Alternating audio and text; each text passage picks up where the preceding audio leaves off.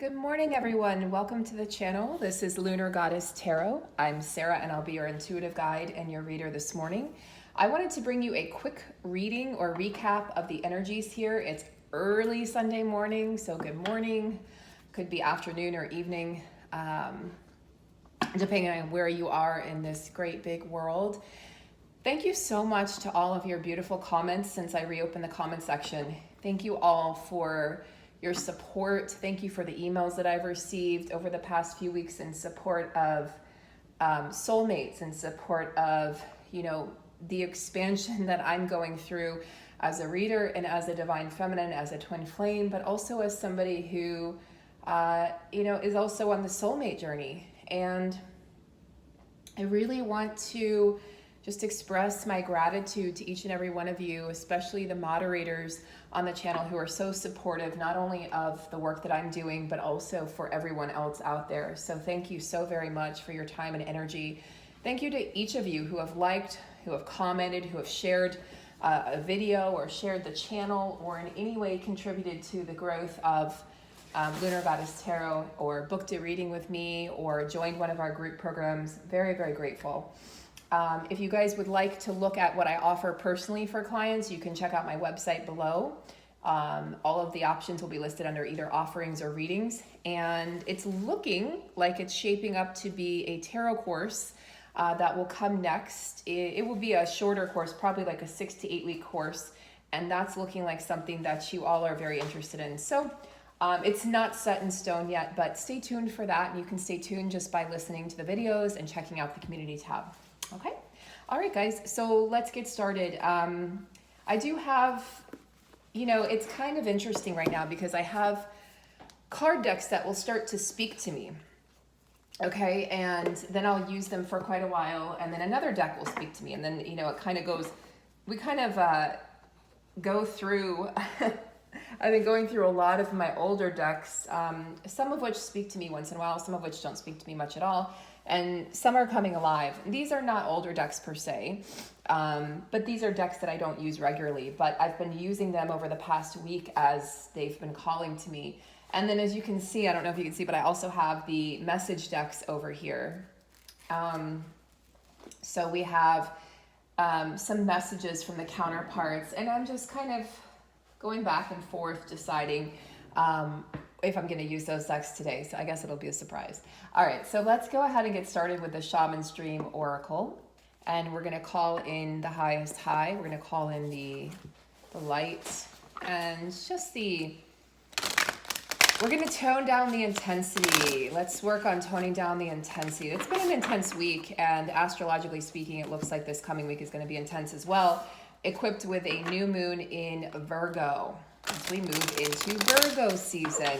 After Virgo, we have Libra, then Scorpio, then so on and so forth. So Virgo season's interesting. It's meticulous, it's precise, it is analytical. It's going to be very interesting depending on what house Virgo falls into for you. Virgo naturally, that's my cat. Virgo naturally sits in the 6th house of health and healing, really health. But it's also the the house of service, the house of service and the house of pets. It's the house of everyday daily habits. And so that's interesting. So we'll be watching our health during this next month here as the sun sets in Virgo. We'll be just really probably more on point, more precise with what it is that we are experiencing. And you might find yourself a little more nitpicky than usual thanks to Virgo, but it can also help you get stuff done properly. All right, so the overall energies, we're going to take this one. Dust Devil, moving out of stagnation. Yeah, so this will see us moving into some more action. Okay, closing doors and initiation. That's interesting. So these are the two that kind of popped out, and I thought, I don't know if I want to take those, but when I saw the initiation, I thought, yeah, it's like the rite of passage, right, for the counterparts. It's the rite of passage for the feminine, the rite of passage for the masculine. This is coming at a time when, we feel like we've been stagnant. We feel like maybe we've been trying to open a door in work or in love or in health or in some aspect of our life, and it hasn't opened. Maybe it's your social life. And it hasn't happened. And so here we have the opportunity to open that door And as we have the opportunity to open that door, we're going to find that we have new experiences coming online. And I do think that a lot of us have felt very stagnant, just even in mindset. You might have felt very stagnant in your mindset and what it is that you believed in. You're being asked to embrace the chaos because it is very chaotic right now. We're going to have pretty intense astrology through the end of the year into 2023, as I've discussed. But 2023's energies look very different and new and fresh compared to the past few years. Thank God. Thank Goddess. But you're being asked to trust in the process, like trust in the process of chaos, trust in what it is that you're moving through right now to bring you to the other side. You know, some people have a fear of chaos, and this is like, it's when we have a dream, when we have dreamt, or we have decided to come here rather to be embodied as the divine feminine, divine masculine, we couldn't have expected this to be easy, right?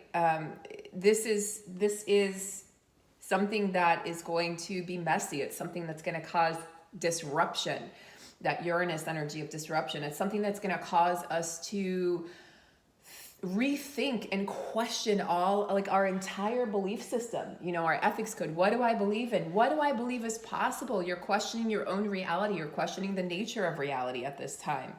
So it's very interesting because Dust Devil comes in and represents something that's trying to take you off course, okay? But he's also representing what it is inside of you that is able to re-navigate, that is able to get recenter and rebalance yourself and get yourself back to where you need to be. So whatever you feel like is, you know, shackling you at this time, whatever you felt like has made you feel stagnant, it could be, for a lot of you guys, it's a belief system that we're tackling right now. And as we tackle these dusty belief systems, if you will, these belief systems that weren't even ours to begin with, but that got passed down generationally. There's so much generational healing going on right now. What we're seeing is this very interesting new pattern emerging, right, in our lives, like a new pattern where, like I've been talking about, if you're a night owl, you're becoming a morning person, and vice versa. If you were struggling with losing weight, now, you know, you're able to do it really naturally. If you've been trying to, let's say, gain muscle, or you've been trying to, you know, change your diet, those things should be very easy right now as we move out of the stagnation process and move into something that is healthier for us. Now we do have the energy here of completion. So that would be like the World card in the tarot deck. We have an ending.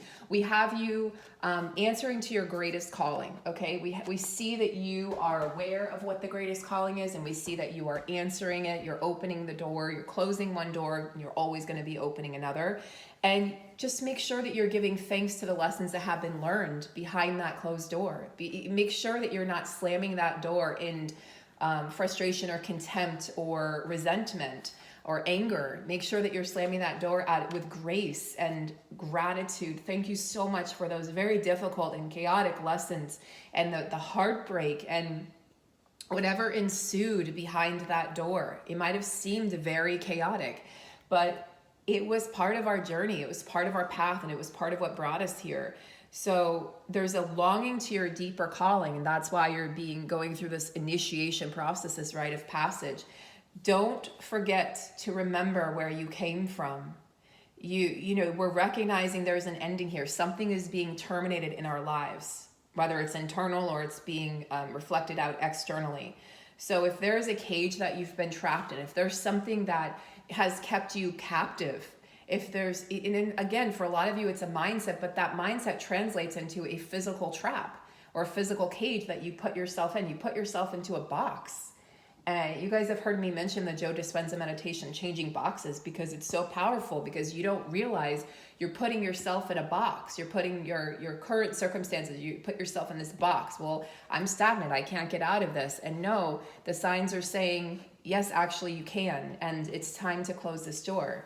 And it's time to open a new door. But first, you have to be willing to express gratitude and find a place to forgive whatever happened behind that now closed door in order to open the next one.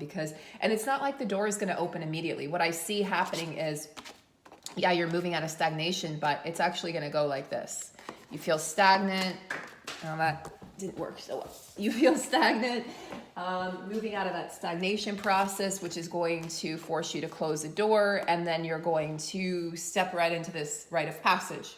You've come to the end of the line in some aspect. This is much more spiritual than maybe I'm able to communicate it at 8 o'clock in the morning on a Sunday. Literally, I can't sleep past like 7:30 these days. It's crazy. I used to be able to sleep until like 1 or 3. I'm not kidding. I used to be able to stay up all night and sleep all day. So we're definitely, our circadian rhythms are definitely being affected, and all of our rhythms, our biorhythms, are being affected by what's happening at the earth, and all of the everything that's causing the changes on planet Earth is also affecting our bodies, especially when it comes to the waters, because our bodies are 70% water, 75% water.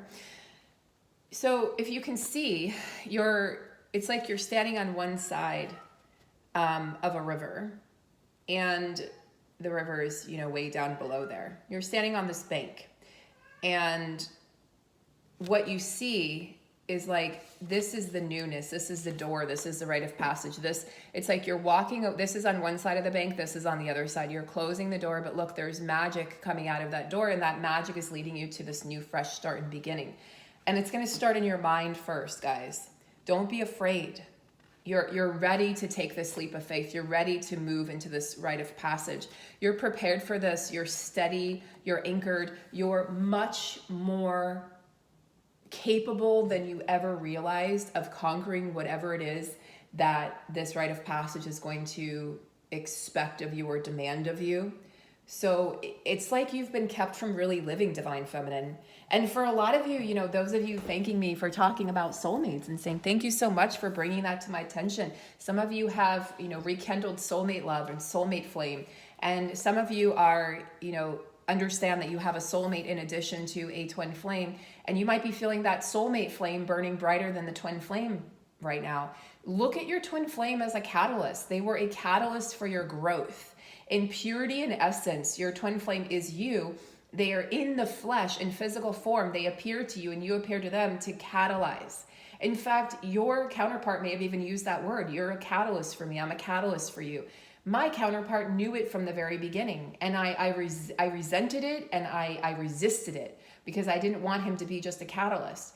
But if we can separate, if we can detach and take our emotions aside and just look at this as, this was a major, huge part of our growth and a huge lesson learned in not only how we treat ourselves, but what we expect in relationships, in love, how we deserve to be treated. This is a huge, huge, huge lesson.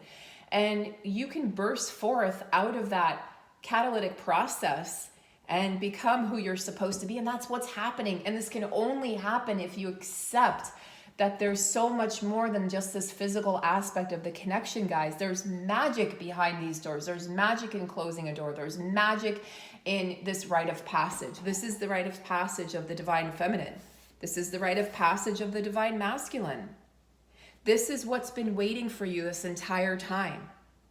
So you're going to be illuminating the shadows. The shadows are being brought to light. No longer are they going to have control or hold over you, divine feminine. This is just such a major turning point for the divine feminine.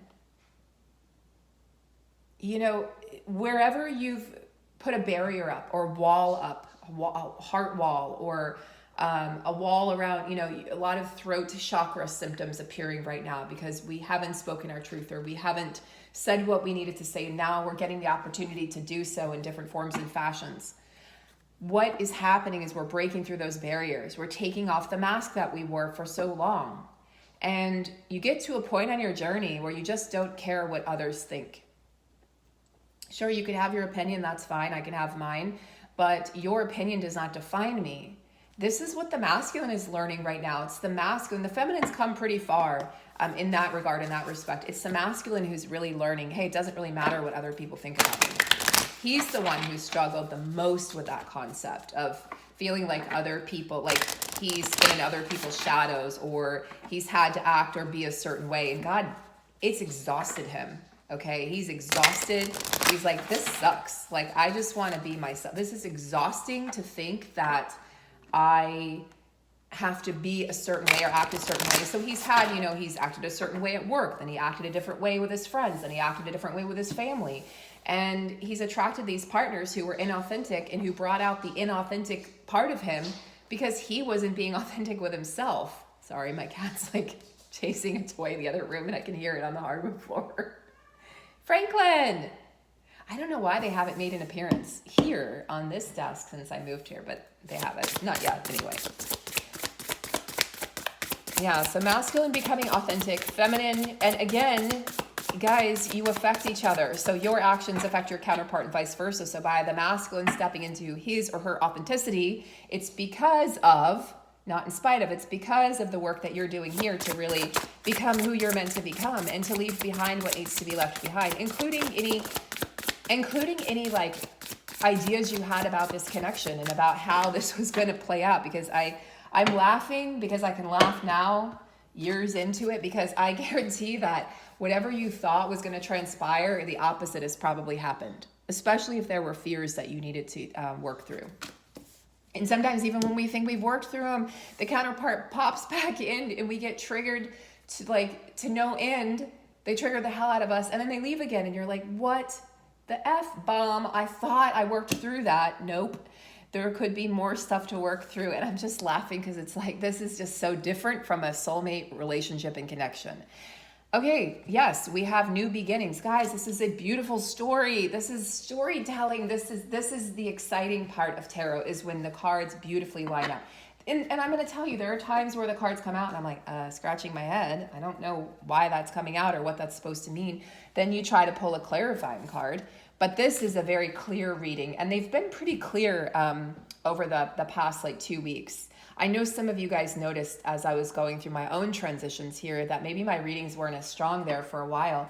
My intuition was not as strong. My gifts felt like they were, stagnant or stifled, as many of you felt. And I really struggled. And words are part of my gift, part of my art. It's my artwork. And so I was really frustrated. I was really upset. And I'm sure that came out in the readings. But I felt like if I don't practice, if I don't exercise my tongue and exercise the art of communication, then I don't know. I felt like I had to keep going. But it's back. So your intuition, that door to your intuition, that Rite of Passage is going to, open up not only your gifts, the ones that you had, but also new gifts that should be coming online at this time as well. So beautiful. We have new beginnings. Looks like springtime to me. Springtime is ripe with birth and the emergence. It's an emergence energy here of something new, something fresh. So it's a new cycle after moving out of stagnation. You can see this beautiful procession here, moving out of stagnation, completion of a cycle, that world card energy, stepping into, this is like the world and this is like the Fool's card, just depicted in oracle form here instead of the tarot deck. The Rite of Passage is also like the Six of Swords. It's, you often see the Six of Swords depicted as somebody weathering a storm with a suitcase and like they're leaving the stormy skies behind and they're sailing into something that's sunny, and what you see on the horizon is beauty. So that's what's happening here, guys, is the divine feminine is definitely in this energy of change, and she's emerging as her true self, emerging as who she came here to be. So I don't know if you guys know about the daffodil here. So it took me a while to remember what this was. But the daffodil is depicted here because, yes, this is springtime energy. The daffodil is the first flower that emerges after a snow. And so, yeah, it's like that blade of grass you see growing up between concrete, which actually I have a little plant, little thing sprouting in the concrete on my porch here, and it's like, oh my God, you're amazing. You're despite all the odds, right? And despite everything against you, you are emerging, right? Life is happening. So I always find that so beautiful. Okay, so let's see here.